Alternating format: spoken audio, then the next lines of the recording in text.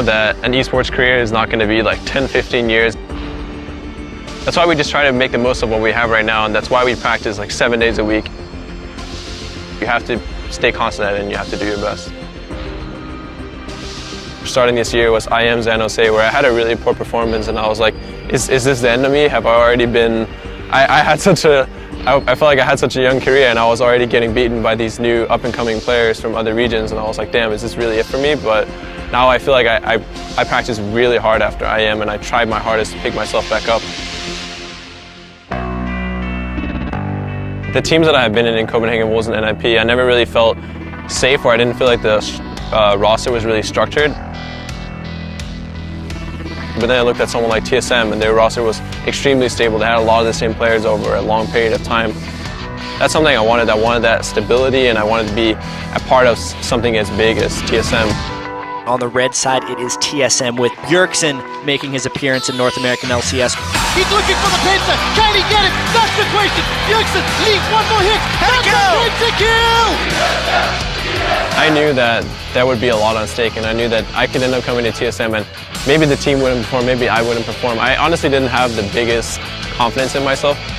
I felt like it was a really risky pickup by Reginald, but he felt confident in me, and I think that made me feel more confident in myself, that a big figure and someone I had looked up to also felt confident in me. For us in the team, it's really about having a solid infrastructure, having good coaches, good analysts that work with us. I think one of the main reasons Loco is such a good coach is that he really respects the player's opinion, because he has been a player and he knows how it is to be a player.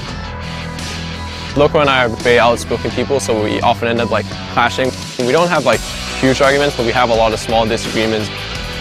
In the end, the only reason we argue, the only reason that we disagree is because we care so much about the team and about where we're going and we want to win so bad.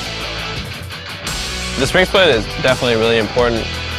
It gives you the circuit points, obviously, and if you make it to #1, it gives you a chance to play internationally, and I think getting to play internationally, a lot of people really underestimate that.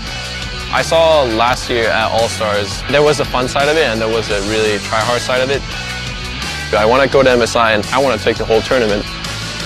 If we can ride that wave and win MSI, it's going to give us a lot of confidence going into Worlds, and it's going to show the whole world that we're a world contender. It's pretty overwhelming, to be honest, to get pretty much 3 MVPs within a month or two. MVP is a stepping stone. Like, sure, it means that I have an achievement and I performed well at this event, but that still didn't mean that me and my team took MSI or that we took Worlds or anything like that, because I want to win as a team. I don't want to just perform well individually, and I need to show that I can lead the team as an MVP and win something huge like Worlds. I wouldn't say I feel pressure to get MVP at everything, but I'm definitely not just comfortable where I am. It's not like I'm going to start slacking off or not practicing as hard just because I got MVP.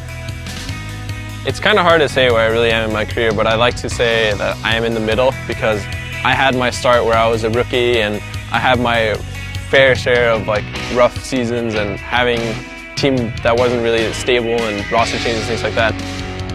Now I'm in a space where I feel like I'm very comfortable with my team, I'm very confident in my teammates, in my organization, and this is where I want to stay. It's hard to say how far I can go, but I'd like to take it as far as I can.